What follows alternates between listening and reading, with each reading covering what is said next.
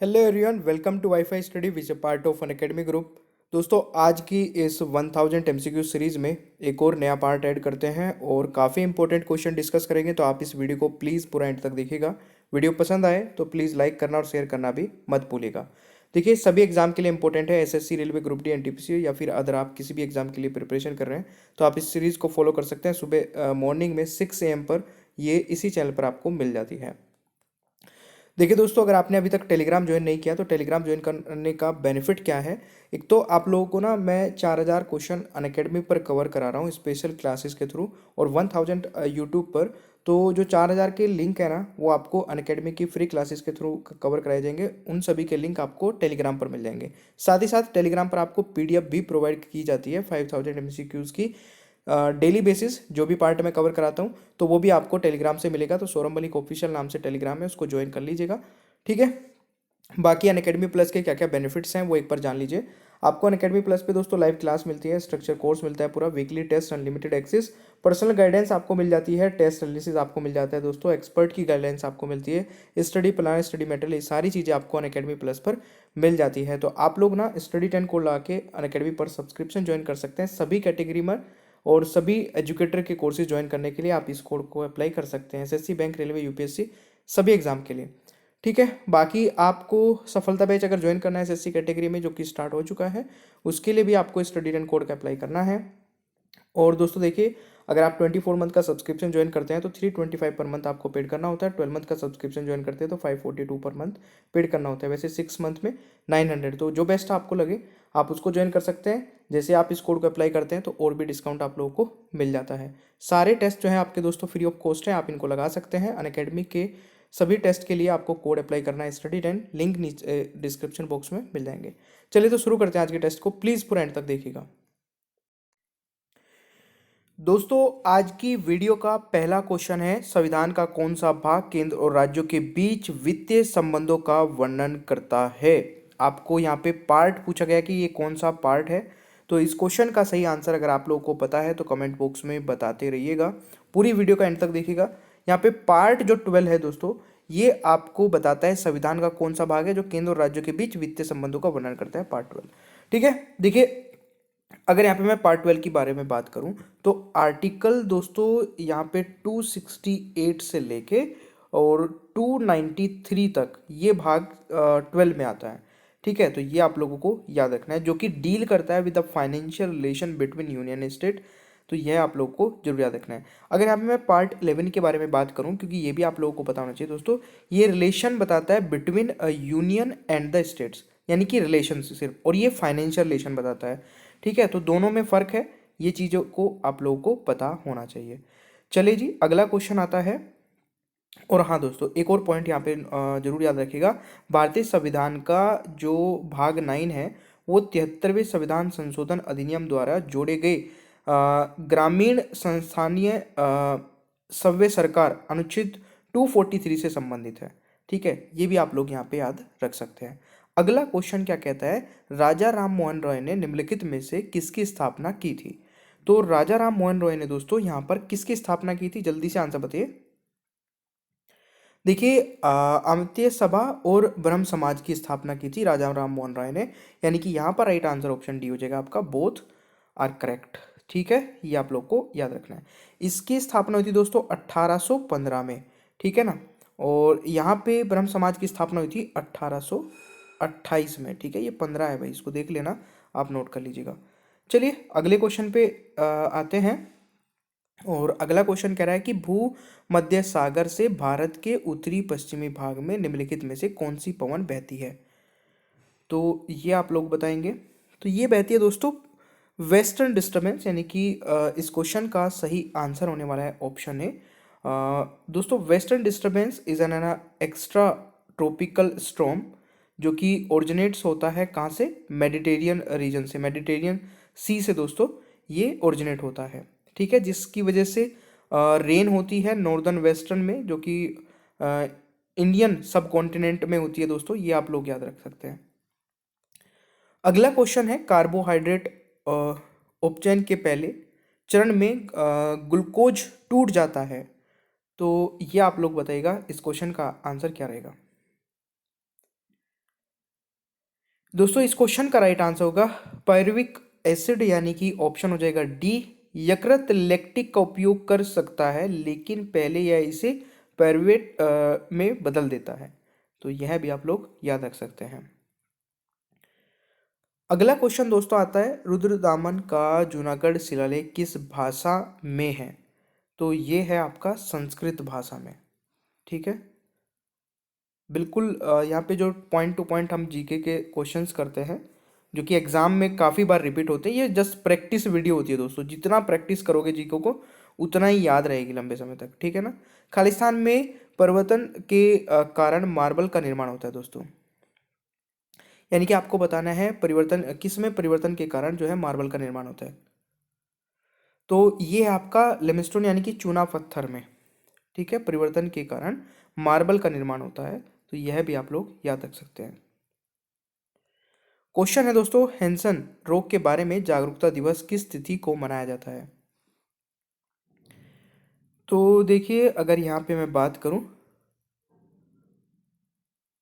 बिल्कुल सही है। इस क्वेश्चन का राइट आंसर हो जाएगा अ, इनमें से कोई भी नहीं है, नन हो जाएगा। ठीक है। तो देखिए, विश्व कुष्ठ रोग दिवस दोस्तों हर साल जनवरी के अंतिम रविवार को अंतर्राष्ट्रीय स्तर पर मनाया जाता है, ताकि कुष्ठ रोग का जो फैलाव है उसके बारे में लोगों को जागरूकता फैलाई जा सके, लोगों में जागरूकता फैलाई जा सके। अगला क्वेश्चन है, भारतीय संविधान की किस अनुसूची में दल बदल विरोधी कानून दिया गया है? तो भारतीय संविधान की किस अनुसूची में दल बदल विरोधी कानून दिया जाता है? तो इस क्वेश्चन का राइट आंसर हो जाएगा 10th शेड्यूल, यानी कि 10th शेड्यूल है ना, तो ऑप्शन बी यहाँ पे राइट आंसर हो जाएगा। देखिए, इसके बारे में मैं थोड़ा सा बताता हूँ आपको। 1985 में दोस्तों संसद द्वारा दल बदल विरोधी कानून पारित किया गया था। ठीक है। संविधान के 52वें संशोधन में 10वीं अनुसूची को जोड़ा गया था, जिसमें कहा गया था कि विधायकों को दल बदल के आधार पर अयोग्य ठहराया जा सकता है। ठीक है। तो ये भी आप लोगों को याद रखना है, ये जोड़ा गया था दोस्तों 52वें संविधान संशोधन के तहत। ठीक है ना। तो इस चीज को जरूर याद रखिएगा। अगला क्वेश्चन हमारा कहता है दोस्तों, नीचे वर्णित 4 कार्यों में से कौन सा प्रकृति में विश्वकोश है? आंसर बताइएगा।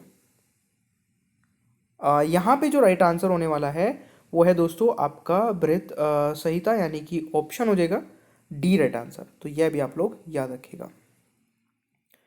अगला क्वेश्चन आता है दोस्तों, राजमुंद्री सामाजिक सुधार एसोसिएशन की स्थापना 1871 में विधवा पुनर्विवाह को बढ़ावा देने के उद्देश्य से किसके द्वारा की गई थी? तो आंसर बताइएगा। ये दोस्तों वीरेशलिंगम द्वारा की गई थी। तो यहां पर राइट आंसर आपका ऑप्शन ए होने वाला है। ठीक है ना। चलिए जी, अगला क्वेश्चन आता है, निम्नलिखित में से कौन युग्म सही ढंग से मेल नहीं खाता है? तो इनमें से अगर मैं बात करूं, बिल्कुल दोस्तों गोदावरी और मूसी यहाँ पे सही ढंग से मेल नहीं खाता है। देखिए, मूसी कृष्णा की सहायक नदी है, और पेगांगा वैनगंगा वर्ध इंद्रावती और परवरा आदि गोदावरी की सहायक नदी है। तो मूसी तो दोस्तों आपका इसमें हो ही नहीं सकता है, क्योंकि ये कृष्णा की सहायक नदी है। तो यही गलत हो जाएगा। तो right answer is option C. दोस्तों क्वेश्चन आता है, बारदोछम लोक नृत्य किस राज्य से संबंधित है? तो ये जो लोक नृत्य है दोस्तों, ये है आपका संबंधित अरुणाचल प्रदेश से। तो इस क्वेश्चन का सही आंसर ऑप्शन डी हो जाएगा। अगला क्वेश्चन आता है, विश्व मौसम विज्ञान संगठन के अनुसार हाल ही में एंटार्क्टिका में कितना सबसे गर्म तापमान दर्ज किया गया था? तो ये दोस्तों देखिए, अभी तक का सबसे हाईएस्ट जो तापमान दर्ज किया गया है एंटार्क्टिका में वो है 20.75 डिग्री सेल्सियस। तो इस क्वेश्चन का राइट आंसर आपका यहाँ पे ऑप्शन बी बन रहा है। अगला क्वेश्चन है, आदिवासी सलाहकार समिति की स्थापना की प्रावधान किसके अधीन है? तो ये किसके अधीन होगा, ये आप लोग बताइएगा। इस क्वेश्चन का दोस्तों सही आंसर हो जाएगा 5th शेड्यूल, 5वीं अनुसूची के। ठीक है, 5वीं अनुसूची इस क्वेश्चन का सही आंसर हो जाएगा। नेक्स्ट क्वेश्चन आता है सॉरी भाई, निम्नलिखित में से किसके पास राष्ट्रीय उद्यानों की अधिकतम संख्या है? तो किसके पास दोस्तों राष्ट्रीय उद्यानों की अधिकतम संख्या है? तो ये है आपका अंडमान निकोबार के पास। तो right answer is option A हो जाएगा। ठीक है, देखिए यहाँ पे अगर मैं बात करूँ दोस्तों आपसे, भारत में 96 राष्ट्रीय उद्यान और 510 वन्य जीव अभ्यारण्य है। मध्य प्रदेश और अंडमान और निकोबार द्वीप समूह में सबसे अधिक राष्ट्रीय उद्यान है, प्रत्येक 9 प्रत्येक है। और जबकि अंडमान और निकोबार द्वीप समूह में दोस्तों 96 और महाराष्ट्र में 36 वन्य जीव अभ्यारण्य है। ठीक है, जो कि भारत में सबसे अधिक है। तो यह आप लोग याद रख सकते हैं। अगला क्वेश्चन आता है, भूकंप के परिमाण को किस पर मापा जाता है? तो ये तो आप सभी लोग जानते ही हैं, ये रिएक्टर स्केल पर मापा जाता है, यानी कि right answer is D. Richter scale का आविष्कार दोस्तों 1935 में हुआ था। ठीक है, 1935 में हुआ था, यह भी आप लोग याद कर सकते हैं। चलिए जी, अगला क्वेश्चन आता है आपका निम्नलिखित में से किसने लॉरियस वर्ल्ड स्पोर्ट अवार्ड 2020 को सर्वश्रेष्ठ खेल स्वर्ण श्रेणी में तहत जीता था? तो इस क्वेश्चन का सही आंसर हो जाएगा दोस्तों सचिन तेंदुलकर, यानी कि D is the right answer. ठीक है, अगला क्वेश्चन है, किस भारतीय शहर में भारतीय नौसेना ने अपने तटीय सुरक्षा अभ्यास मतला अभियान का आयोजन किया? तो मेरे प्यारे दोस्तों, इस क्वेश्चन का जो सही उत्तर होगा वह आपका होने वाला है कोलकाता। ठीक है, राइट आंसर इज बी। तो भारतीय नौसेना ने हाल ही में कोलकाता में एक अद्वितीय तटीय सुरक्षा अभ्यास शुरू किया, जो कि स्थानीय समुदाय को तटीय सुरक्षा के बारे में जागरूकता पैदा करने के लिए अभ्यास आयोजित किया गया था। ठीक है ना। अगला क्वेश्चन है दोस्तों, किस भारतीय थिएटर कलाकार को प्रतिष्ठित फ्रांसीसी सम्मान night of the order of arts and literatures से सम्मानित किया गया है? तो ये सम्मानित किए गए हैं दोस्तों संजय कपूर को। ठीक है, तो राइट आंसर इज बी, ये आप लोगों को याद रखना है। क्वेश्चन है, काला घोड़ा कला महोत्सव नामक प्रसिद्ध कला उत्सव किस भारतीय शहर में प्रतिवर्ष मनाया जाता है? तो ये मनाया जाता है मेरे प्यारे दोस्तों मुंबई में। तो यह भी आप लोग को याद रखना है। देखिए यार, पूरा सेशन देखा करें, अपना स्कोर भी कमेंट बॉक्स में बता दिया करें। और मेरी जो क्लास होती है ना अनअकैडमी पर, एक तो दिन में 2:30 बजे होती है, ठीक है, तो इस क्लास को मिस मत करना। और एक रात में 11 बजे होती है।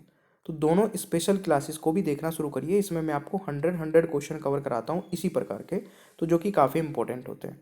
ठीक है, चलिए तो मिलते हैं क्लासेस में, नेक्स्ट पीडीएफ पे चलते हैं।